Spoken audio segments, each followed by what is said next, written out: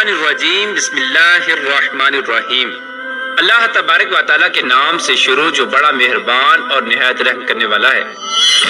پیارے دوستو، جب اللہ تبارک و تعالیٰ نے حضرت آدم علیہ السلام کو اپنے دست قدرت سے تخلیق فرمایا اور حضرت آدم علیہ السلام کو تخلیق فرمانے کے بعد جنت میں داخل فرما دیا، اور ادھر شیطان مردود جس نے حضرت آدم علیہ السلام کو تکبر کی وجہ سے سجدہ نہ کیا، اس کو اللہ تبارک و تعالیٰ نے ہمیشہ ہمیشہ کے لیے اپنی بارگاہ سے مردود قرار دے دیا۔ پیارے دوستو، آج کی اس ویڈیو میں ہم آپ کو بتائیں گے کہ حضرت آدم علیہ السلام کی پسلی سے اللہ تبارک و تعالیٰ نے عورت کو کس طرح پیدا کیا، اور اماں حوا رضی اللہ تعالی عنہ کی پیدائش کس طرح ہوئی، اور حضرت آدم علیہ السلام اور اماں حوا رضی اللہ تعالی عنہ کی شادی کیسے ہوئی، اور اللہ تبارک و تعالیٰ نے حضرت آدم علیہ السلام کی شادی کا حق مہر کون سا رکھا، اور ادھر شیطان نے عورت کے ذریعے حضرت آدم علیہ السلام سے اپنی دشمنی کا بدلہ کس طرح لیا، اور حضرت آدم علیہ السلام کو کس طرح جنت سے زمین پر اتارا گیا، اور حضرت آدم علیہ السلام اور اماں حوا رضی اللہ تعالی عنہ جنت میں کتنی دیر تک رہے، اور جب حضرت آدم علیہ السلام زمین پر تشریف لائے تو اپنے ساتھ کون کون سی چیزیں لے کر آئے۔ پیارے دوستو، ان تمام تر سوالات کے جوابات قرآن و حدیث کی روشنی میں آج کی اس ویڈیو میں ہم آپ کو بتائیں گے، لہٰذا آپ سے گزارش ہے کہ ہماری اس ویڈیو کو اینڈ تک ضرور دیکھیے گا۔ پیارے دوستو، تخلیق آدم کے بعد جب حضرت آدم علیہ السلام جنت کے اندر تشریف لائے تو جنت میں اللہ تبارک و تعالیٰ کی تمام تر نعمتیں اور آسائشیں موجود تھی، لیکن اس کے باوجود بھی حضرت آدم علیہ السلام جنت کے اندر تنہائی محسوس کرنے لگے اور اداس رہنے لگے۔ تو اللہ تبارک و تعالیٰ نے حضرت آدم علیہ السلام کی اداسی اور تنہائی کو دور کرنے کے لیے حضرت اماں حوا رضی اللہ تعالی عنہ کو پیدا کیا۔ حضرت ابن عباس رضی اللہ تعالی عنہ روایت کرتے ہیں کہ حضرت آدم علیہ السلام ایک دن جنت میں سو رہے تھے کہ اللہ تبارک و تعالیٰ نے ان کی چھوٹی پسلی سے حضرت حوا رضی اللہ تعالی عنہ کو پیدا فرما دیا۔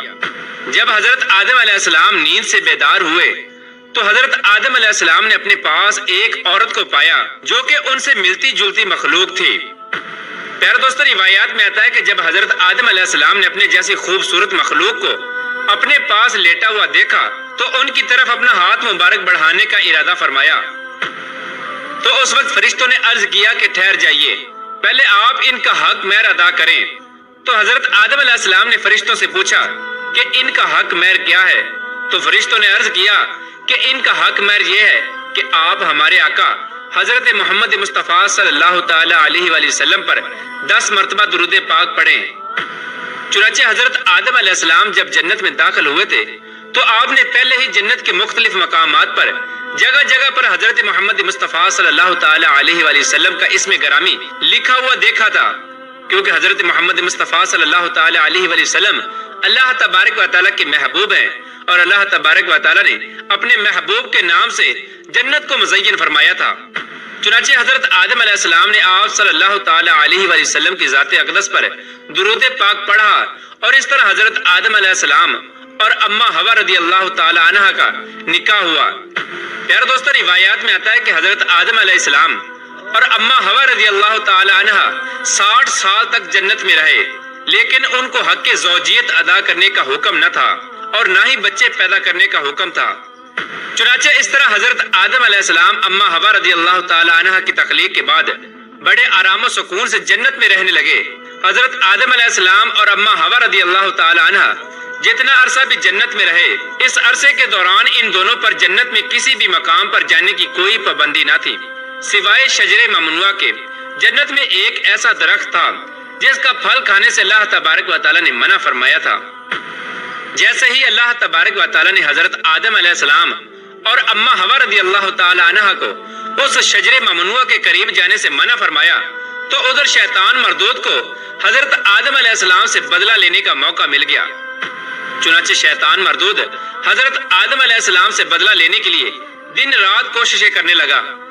شیطان مردود کی شدید خواہش تھی کہ حضرت آدم علیہ السلام اللہ تبارک و تعالیٰ کی نافرمانی کریں اور سزا کے مستحق قرار پائیں۔ پھر شیطان مردود نے ان دونوں کے دلوں میں وسوسے ڈالنے شروع کر دیے تاکہ ان دونوں کی شرم گاہیں جو ایک دوسرے سے پوشیدہ تھی وہ بے پردہ ہو جائیں۔ پیارے دوستو، روایات میں آتا ہے کہ حضرت آدم علیہ السلام اور اماں حوا رضی اللہ تعالی عنہ کا لباس جنتی لباس تھا، اور ان دونوں کے سروں پر تاج بھی تھا، اور ایک دوسری روایت کے مطابق حضرت آدم علیہ السلام اور اما حوا رضی اللہ تعالی عنہ کا لباس جنتی درختوں کے پتے تھے جن سے ان کا ستر ایک دوسرے سے پوشیدہ تھا۔ اب شیطان روز ان دونوں کے دلوں میں یہ وسوسہ ڈالتا کہ وہ شجر ممنوعہ کے پاس جائیں اور جس پھل سے اللہ تبارک و تعالیٰ نے ان دونوں کو منع کیا ہے وہ پھل کھائیں۔ چنانچہ شیطان ایک دن حضرت آدم علیہ السلام اور اما حوا رضی اللہ تعالی عنہ سے کہنے لگا کہ تمہارے رب نے تم دونوں کو اس درخت کے پھل کھانے سے اس لیے منع کیا ہے کہ کہیں تم لوگ یہ پھل کھا کر ہمیشہ ہمیشہ کے لیے زندہ رہنے والے نہ بن جاؤ یا کہیں تم لوگ فرشتے نہ بن جاؤ۔ چنانچہ شیطان کی یہ شیطانی باتیں سن کر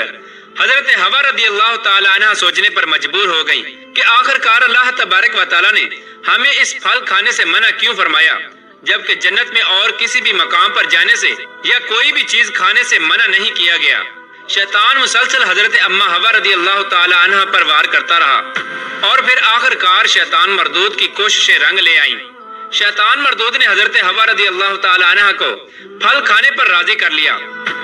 ایک دن حضرت حوا رضی اللہ تعالی عنہ نے حضرت آدم علیہ السلام سے کہا کہ ہم اس شجر ممنوعہ کا ذرا سا حصہ کھا کر تو دیکھیں کہ آخر کار اس میں کون سا راز چھپا ہے جس کی وجہ سے اللہ تبارک و تعالیٰ نے اس درخت کا پھل کھانے سے منع فرمایا ہے۔ شروع میں تو حضرت آدم علیہ السلام نے مکمل طور پر حضرت حوا رضی اللہ تعالی عنہ کو اس درخت کا پھل کھانے سے منع فرما دیا، لیکن پھر حضرت حوا رضی اللہ تعالی عنہ کے مسلسل اصرار پر حضرت آدم علیہ السلام بھی اس پھل کو کھانے پر راضی ہو گئے۔ آخر کار حضرت آدم علیہ السلام اور حضرت حوا رضی اللہ تعالی عنہ اس شجر ممنوعہ کا پھل کھانے لگے۔ ان دونوں نے ابھی پوری طرح اس پھل کو چکھا بھی نہ تھا کہ ان دونوں کی شرمگاہیں ایک دوسرے پر ظاہر ہو گئیں۔ اس وقت حضرت آدم علیہ السلام اور حضرت حوا رضی اللہ تعالی عنہ بہت پریشان ہوئے اور اپنی شرمگاہوں کو چھپانے کے لیے جنت کے پتوں کا استعمال کرنے لگے